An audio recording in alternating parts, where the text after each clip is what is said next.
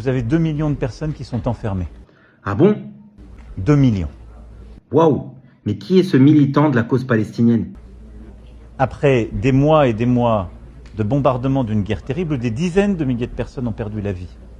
Incroyable, des dizaines de milliers, mais il sort d'où cette info? Moi, quand je regarde les médias, on nous explique que c'est des faux chiffres, on n'est pas sur place, on connaît pas, il y a des tunnels dans les hôpitaux, il y a des calages cachés derrière les pansements et les bandages. Vous avez des dizaines de milliers d'enfants qui sont mutilés sans famille. Même des enfants. C'est ça dont on parle quand on parle de Gaza. Putain, incroyable. C'est pas d'un projet immobilier. Ce sont des femmes, des enfants qui ont connu le drame et dont je ne sais pas comment ces enfants grandiront. Vous imaginez une seule seconde ce qu'ils ont déjà vécu. Vous voyez le niveau parfois de dureté, de violence qu'il peut y avoir quand on n'a vécu que les bombardements, l'atrocité. Mais tous ont dit une chose.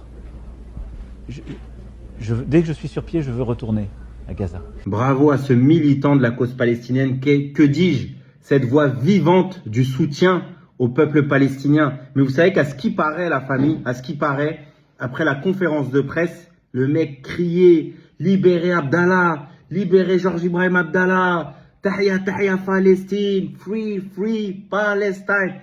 Ils l'ont balayé, tout ça, ils l'ont dit « Qu'est-ce que tu es en train de dire là? Tu dis pas ». Il a dit « Non, libérez Gaza ». C'est un truc de fou, la famille, incroyable. Il ressemble de dingue à Emmanuel Macron. Je sais pas si vous avez vu, mais il ressemble de fou au président de la République française. En tout cas, je tiens à le féliciter. Je sais pas dans quel collectif il est, mais si vous le connaissez, envoyez-lui mes salutations distinguées. La famille, je m'essaye à l'humour parce que vraiment, sinon je fracasse mon téléphone. Je fracasse mon téléphone. C'est d'un niveau d'indécence. Mais j'ai jamais vu ça de ma life.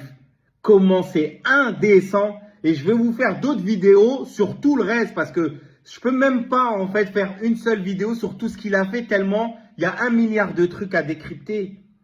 Mais mec, ça fait 18 mois que tu soutiens l'État d'Israël. T'as interdit des manifestations pendant des mois en France en disant qu'ils avaient le droit de se défendre.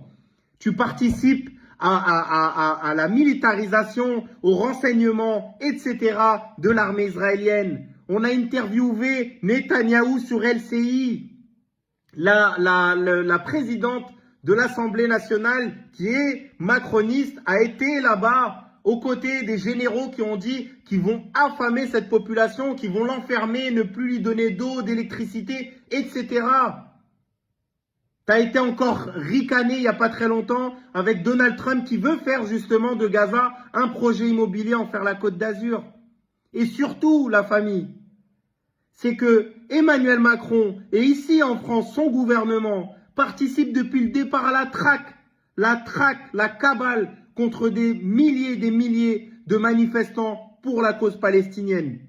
Des milliers de gens ont pris de la garde à vue, des gens ont des procès, des amendes, moi-même la famille, pour avoir dit qu'ils se tiennent aux côtés du boucher. Une chose aussi élémentaire que ça.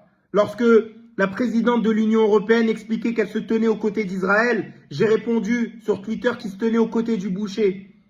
Et j'ai un procès pour apologie au terrorisme le 18 juin prochain, les amis. Je risque jusqu'à 7 ans de prison.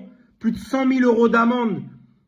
Et lui, il vient nous faire là son cours Florent, je ne sais quel cours de théâtre là qu'il a eu dans sa jeunesse. Non mais c'est incroyable. En arabe, la famille, il y a une expression que je ne saurais pas vous traduire, mais prenez-la comme c'est. Allah yna'al li ma yahshim.